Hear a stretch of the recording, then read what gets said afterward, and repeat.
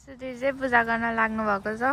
सुरुमा अगाडि अगाडि अगाडि माथि त्यहाँ अलिकति चढाऊ होइन, त्यो करुवाबाट चढाउने हातले होइन। हो अब त्यो सबै चक्का चक्कामा उ त्यो चक्का ऐनामा सुधीर चाहिँ पूजा गर्दै हुनुहुन्छ।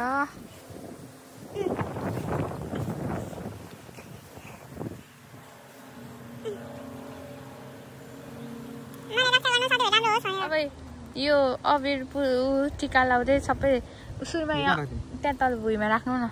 सुरुमा यहाँ माथि ट्रङ्कमा पूजा गर्नु अनि चारवटै चक्का र ऐनामा सुरुमा अलिअलि पूजा गर्ने। टिका मात्रै लगाइदिनु न।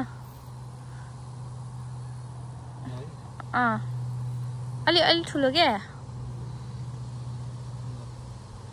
अनि त्यो फुल चढाइदिनु।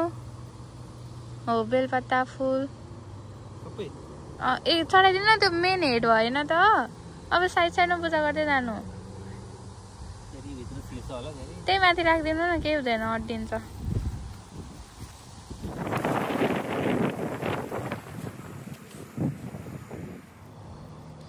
अनि खोइ फुल चढाइदिएको सानो सानो चुट्दै चढाउँदै गर्नु न।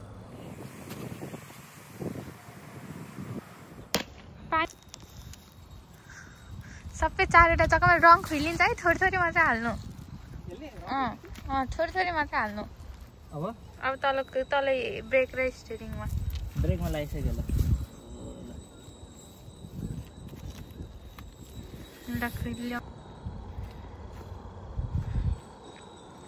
लाल चाहिँ कृष्णलालले पूजा गर्दैछ गाडी। ल्याप ल्यापी नलाउन, धेरै रङ भन्छ अहिले। यो कृष्णलालले भनेको किन नलागेको?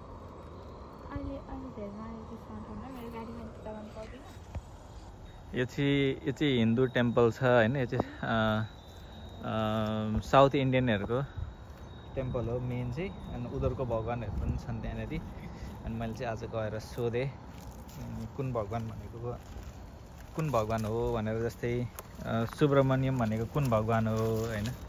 अनि बालाजी भनेको कुन भगवान् हो, यस्तो हामीलाई थाहा थिएन नि त। हामी अर्कै फलो गर्छौँ। अनि तर त्यहाँको गुरुले भन्नुभयो हामीलाई कुन भगवान् भनेको कुन हो भने सबै एक्सप्लेन गर्नुभयो होइन। बालाजी भनेको चाहिँ विष्णु, सुब्रमण्यम भनेको चाहिँ कुमार, कार्तिकेय। उनीहरूले चाहिँ धेरै मान्दो रहेछन् होइन कुमारहरूलाई चाहिँ। र अब यो उसले पूजा गर्दै गर्छ। म चाहिँ गाडीको बारेमा थोरै भन्छु। यो चाहिँ हामीले हिजो कि अस्तिको दिन किनेको brand new 2026 Toyota Corolla cross हो यो चाहिँ। र यो चाहिँ यसमा नि ट्रिम हुन्छ होइन, 3टा ट्रिममा आउँछ यो। र हामीले चाहिँ एलई ट्रिम लिएको छौँ। एउटा एल हुन्छ, एउटा एलई हुन्छ, र अर्को भनेको चाहिँ एक्सएलई हुन्छ। एक्सएलई भनेको चाहिँ सबभन्दा हाइएस्टवाला हो। र यो चाहिँ मिड टायरको हो यो चाहिँ होइन। कम्प्याक्ट एसयुभीमा पर्छ यो। यसमा यसमा एउटा ब्याकअप क्यामेरा पनि छ होइन। यहाँ ब्याकअप क्यामेरा छ, त्यस पछाडि सेन्सर्सहरू राम्रो छ, सेफ्टी फिचर्सहरू धेरै राम्रो छ यसमा। र यसमा अब यो भनेको इन्डिकेटरको लागि भयो यो चाहिँ। त्यस पछाडि ब्लाइन्ड स्पट मोनिटरिङ पनि छ। र यो विन्डोहरू मिररहरू आफै डिफ्रस्ट हुने पनि छ। र यो चाहिँ यसको ग्रिल भयो। यसको ग्रिल चाहिँ ठ्याक्क सायद RAV4 को पनि यस्तै छ होला ग्रिल। RAV4 अथवा यसको टाकोमाको सायद ग्रिल सिमिलर टाइपको छ। तर यो ग्रिल चाहिँ कार्बन फाइबर हो, यो मेटल चाहिँ होइन होइन। यसको हुड चाहिँ मेटल छ, इधर सबै प्लास्टिक छ, इधर चाहिँ यो सबै प्लास्टिक हो। र यो चाहिँ भित्र यस्तो छ। र सिट चाहिँ यसको चाहिँ लेदर सिटिङ छैन होइन। मैले चाहिँ क्लोथ सिटिङ नै लिएको हो। त्यसरी म पछाडि पनि देखाइहाल्छु। पछाडि चाहिँ यस्तो छ। इनफ एकदम स्पेसियस नै छ भन्नुपर्छ। यो एसयुभी फुल एसयुभी जस्तो स्पेसियस त अभियसली पनि छैन होइन। तर यो कम्प्याक्ट एसयुभीमा यतिकोलाई चाहिँ स्पेसियसै मानिन्छ। त्यसरी यो तेल हाल्ने भइहाल्यो यो। र म पछाडि पनि खोलेर देखाइदिन्छु। पछाडि चाहिँ यस्तो छ। स्पेस इनफ एम्पल स्पेस नै छ यसमा भन्नुपर्छ। र यहाँ चाहिँ लाइसेन्स प्लेटहरू राख्ने गर्ने के सामानहरू राख्ने गर्ने राखिदिएको छ। र यो सिटहरू चाहिँ उता झर्छ। उता झरे पछाडि अझै धेरै स्पेस बन्छ यहाँनिर। अगाडिको मेरो गाडी चाहिँ सुबर 2012 सुबर आउटब्याक थियो। आउटब्याकमा अलिकति योभन्दा अलिकति बढी स्पेसियस थियो कि जस्तो मलाई लाग्छ।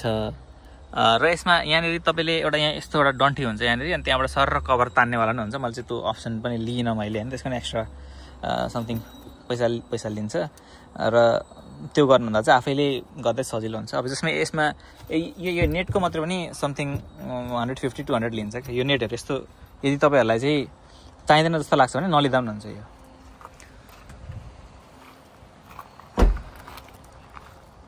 भित्र चाहिँ यस्तो छ।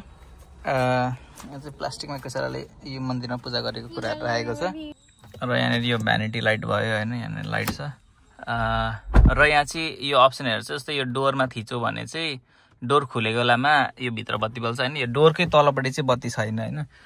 मेरो आउटब्यागमा चाहिँ हो त बत्ती पनि थियो।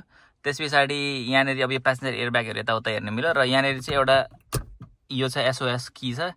यसमा थिचो भने चाहिँ टोयोटालाई फोन जान्छ र क्रासहरू भएको बेलामा टोयोटालाई फोन जान्छ अथवा के एसिस्टेन्स चाहियो भने टोयोटालाई फोन जान्छ र उनीहरूले चाहिँ यदि इमर्जेन्सी हो भने 911लाई फोन गरिदिने यताउता उनीहरूले गरिदिन्छ। त्यसबाट यो चाहिँ हाम्रो रियर भ्यू मिरर भयो, ठ्याक्क मिलाएर राखेको छ र यो विन्डो भयो होला, साइड विन्डोहरू। त्यसबाट यसको यो चाहिँ टच स्क्रिन टच प्याड यसको यहाँ छ। मैले स्टार्ट गर्छु त। ओके गाडी स्टार्ट हुँदैछ।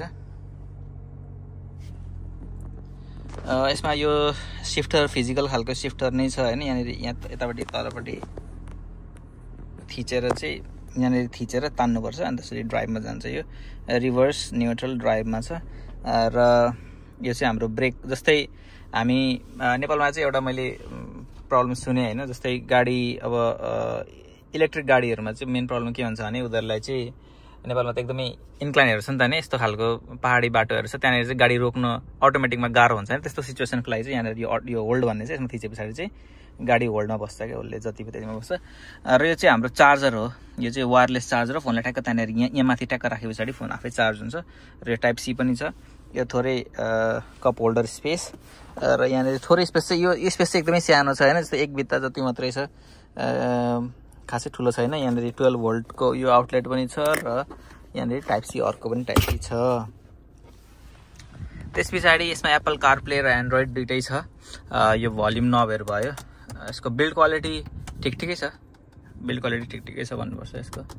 र इधर चाहिँ टच स्क्रिन मलाई यो चाहिँ एउटा राम्रो लागेको कुरा चाहिँ के छ भने यो चाहिँ टच एटलिस्ट यो चाहिँ टच स्क्रिन छैन होइन। यसमा चाहिँ फिजिकली नै थिच्नुपर्छ, यो यस्तो भएर फिजिकली थिच्नुपर्छ होइन। यो चाहिँ मलाई राम्रो लागेको छ। र यो अटोमेटिक टेम्परेचर र फ्यानलाई कन्ट्रोल गर्ने पनि छ। यो चाहिँ हजार्ड लाइट भइहाल्यो। र यसको टच स्पिड पनि ठिकै छ, टच स्पिड पनि राम्रै छ। यसमा फ्रेम रेट नमिलेर एकदमै फ्लिकर गरेको देखिएला होइन, तर त्यसो छैन। त्यसरी यहाँनिर छ हाम्रो ग्लोभ कम्पार्टमेन्ट भने स्पेस छ थोरै। र अब म यो ब्याक सिट देखाएको छु, ब्याक सिट कस्तो छ भनेर। तर यसको चाहिँ मुभमेन्ट हुँदैन होइन। यसलाई जस्तै कुनै कुनै गाडीमा चाहिँ यसलाई पनि यताउता सार्नु मिल्छ होइन, यसलाई सार्नु मिल्छ। तर यसमा चाहिँ सार्नु यो चाहिँ फिक्स्ड हो, टु अनकम्फर्टेबल नहोला। यो चाहिँ लाइट भयो पछाडिको, त्यसरी यहाँनिर पक्रिने पनि छ। र यहाँ पनि एउटा कप होल्डर छ।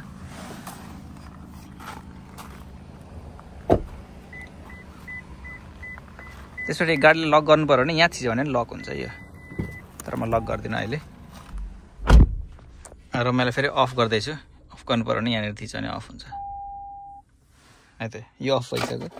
अब मसँग चाहिँ मैले चाबी के गर्नु पर्दैन, चाबीले थिच्ने गर्ने के पनि गर्नु पर्दैन। जस्ट चाबी गाडीको छेउमा चाबी भयो भने अनि यसमा थिच्यो भने त्यसरी इन्जिन आफै स्टार्ट हुन्छ। र यसमा चाहिँ रिमोट स्टार्ट पनि छ। रिमोट स्टार्ट भनेको चाहिँ तपाईँले गाडी बाहिरैबाट पनि स्टार्ट गर्नु मिल्छ होइन। त्यसको लागि चाहिँ मेरो फोनमा एप छ, एउटा एपमा जस्ट स्टार्ट थिचे पछाडि आफै स्टार्ट हुन्छ। र यसलाई लक गर्नु पर्यो भने कि त तपाईँले यहाँबाट लक गर्नु पर्यो होइन। अर्को भनेको चाहिँ यहाँनिर यो जुन छ यसमा एकचोटि औँला राखे पछाडि पनि यो लक हुन्छ। यो लक भइसक्यो। लुक चाहिँ यस्तो छ है यो गाडीको।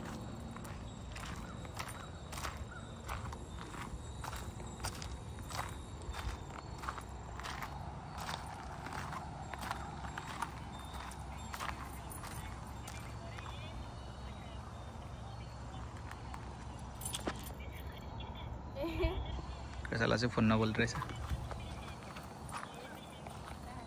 अनि यहाँ चाहिँ चेक सराउन्डिङ फर सेफ्टी। अब अर्को भनेको चाहिँ पछाडिपट्टि कुनै गाडी ट्याक्क आयो भने यसले चाहिँ अलर्ट गर्छ होइन। त्यो पनि एउटा हो। पछाडि ट्याक्क गाडी आइरहेको थियो, टेट गरेर त्यसले मलाई ब्याक गर्नु दिएन। अलर्ट गर्छ त्यसले हैन त्यो पनि एउटा राम्रो सेफ्टी फिचर लाग्यो मलाई